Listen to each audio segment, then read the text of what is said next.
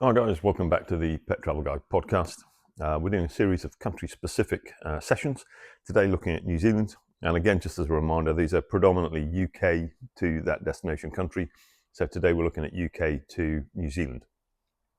Now, for those of you that have seen the Australia session that we did a while ago, there are a lot of similarities between prepping a pet to go to Australia as there are for New Zealand. Some pros and cons for both.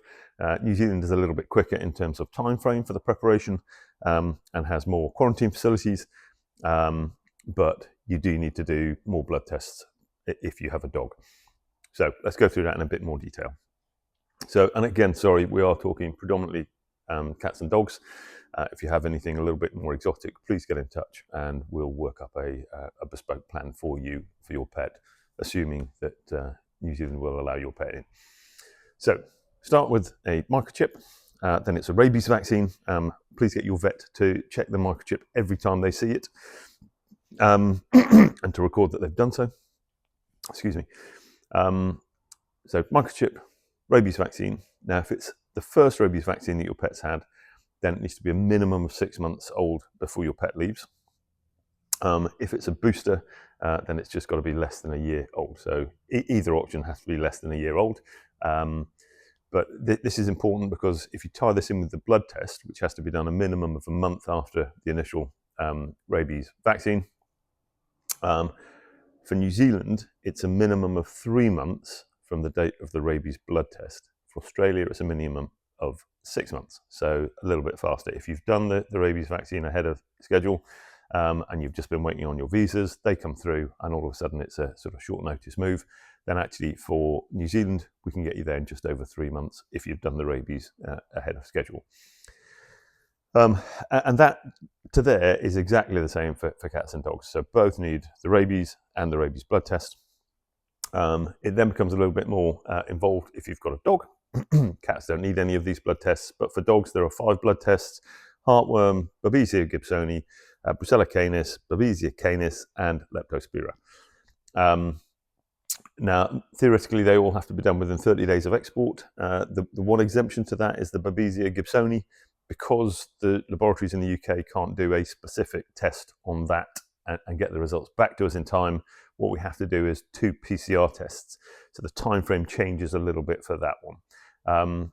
So what we do is 2 PCR tests. They have to be 30 to 37 days apart, with the second one being done within 16 days of export. So if you put the 16 and the 37 together, that's a maximum of 53 days before export.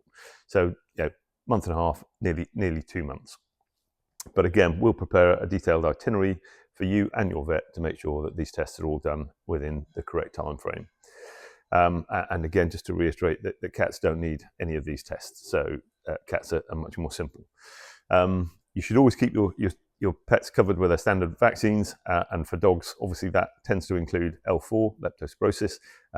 Even though your dog may have had that, the New Zealanders still require a blood test for leptospirosis. So keep those standard vaccines valid throughout, including their quarantine stay. And as we get into the last month prior to export, then we're looking at the parasite treatments and the remaining blood tests. So for the internal and external parasite treatments, exactly the same for cats and dogs. The external parasite treatment has to be, between the first and second, has to be more than 14 days.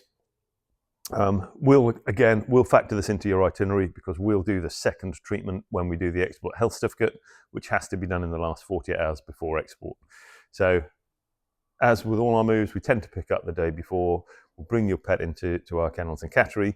They'll see our vets who will do the export health certificate, do the final parasite treatments, and then we can look after them overnight. Nice, calm environment before taking them over to the airport to check them in for their trip down to New Zealand.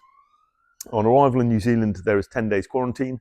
The good news is that there are several quarantine facilities in New Zealand, unlike Australia, which has one government-run facility in Melbourne.